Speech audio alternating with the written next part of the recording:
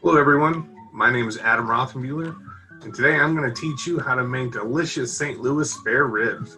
St. Louis spare ribs are one of my favorite barbecue meats, and after this video, I hope you'll try it and agree. This is a simple way to make ribs and easy to remember. This will not be a lesson in competition ribs, but they still will be very delicious, and your family will be asking you for more. I want to tell you up front what this video is not. I will not be showing you how to use a smoker. There are many beginner smokers out there and are very easy to use. And what you really need is a steady temperature and a steady supply of smoke. Now, let's get into what you'll need. A rack of St. Louis spare ribs. You can get these at any grocery store butcher block. I usually look for sales, then put them in the deep freeze for later use. Cutting board.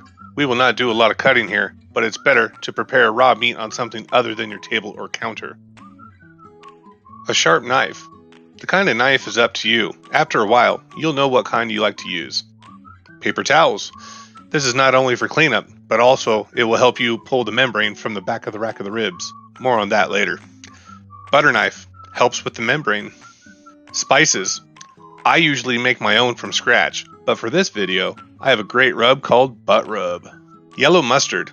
It helps with a little flavor, and it also helps adhere the spices to the rack. Heavy duty aluminum foil for wrapping the ribs. Metal tongs. Gotta grab the ribs some way. Now, let's get to the rib preparation. The first thing we want to do is get rid of the membrane from the back of the rack. If you leave this membrane on, it will be like eating a brittle piece of plastic, and that is not delicious. To do this, you'll use a butter knife to gently lift up a piece of membrane from one of the bones at either end. After you get a bit of practice, you'll figure out where you like to start. From there, you'll use a paper towel to help you grip the slippery membrane and pull off the rest of the rack. Without a paper towel, it is very hard to get a good grip, and it's also easier to get the membrane off in one piece.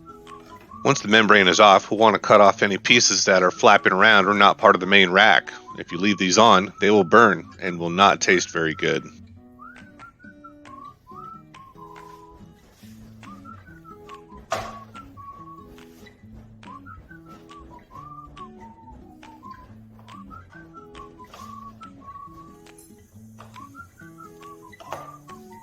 Now it's time to put on the spices. First, lather the rack all around with yellow mustard of your choice.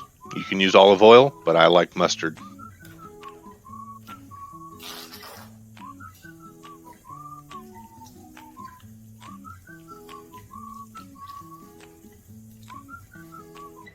Once that is done, we'll put a liberal amount of rib rub on the rack, sparing no area. Pork loves these spices, and we'll use it. From here, I like to leave it overnight, but a couple hours will be fine. I like to do this because it allows the salt and the rub to do kind of a dry brine on the meat and get some of the spices dug into it. You'll want to pull your ribs out of the fridge an hour or two before putting them in the smoker. This lets the ribs get up to room temperature. Don't worry, there is no harm here as we are cooking them soon. Get your smoker up to 225 degrees. You don't want to put ribs in a cold smoker.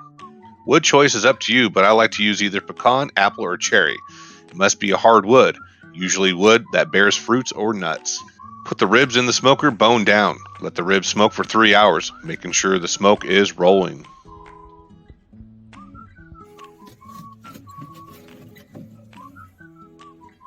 After 3 hours, get a large piece of aluminum foil ready. Pull the rack out and put them on the foil. From here you have a choice. Some people like to put apple juice on the ribs. Some like to spray a mix of apple cider vinegar and water. For this, I've been playing around with soda, and I'm going to put some Dr. Pepper on them. Wrap them up nicely with aluminum foil. Sometimes you'll need a second layer. Put the rack back in for 2 hours.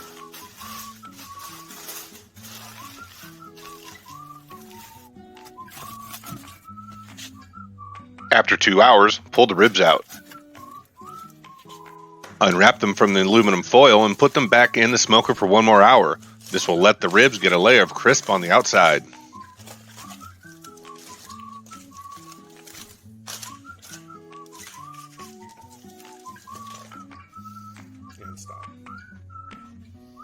Cut the ribs along the bones.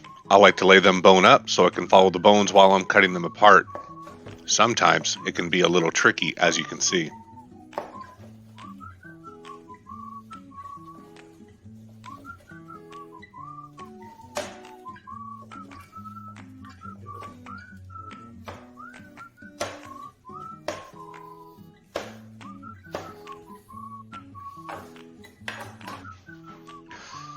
juicy, and delicious. Thank you for joining me to learn how to smoke St. Louis spare ribs. I hope you found it simple and mouth-watering. See you guys later, and keep smoking.